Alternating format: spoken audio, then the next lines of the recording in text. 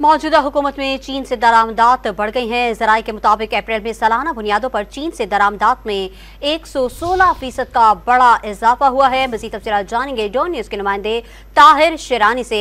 ताहिर, बताएगा क्या तफसीलात हैं आपके पास?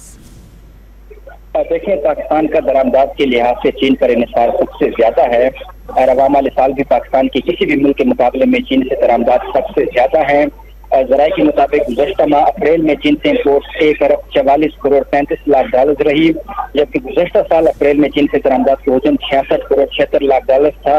यानी इस साल अप्रैल में सालाना बुनियादों पर चीन से दरामदात 116% बढ़ गई हैं, जबकि मार्च 2024 में ईरान से दरामदात 1 अरब 30 करोड़ 57 लाख डॉलर थी। ज़राए का कहना है कि रमज़ान साल के पहले 10 माह यानी जुलाई 2023 से अप्रैल 2024 के दौरान चीन से दरामदात में 18% का इजाफा हुआ, जिसके बाद जो रमज़ान साल के पहले 10 माह है इस दौरान चीन से दरामदात 11 अरब 63 करोड़ 38 लाख डॉलर रही, जबकि गुज़श्ता साल इसी मुद्दत में चीन से दरामदात 9 अरब 84 करोड़ 94 लाख डॉलर।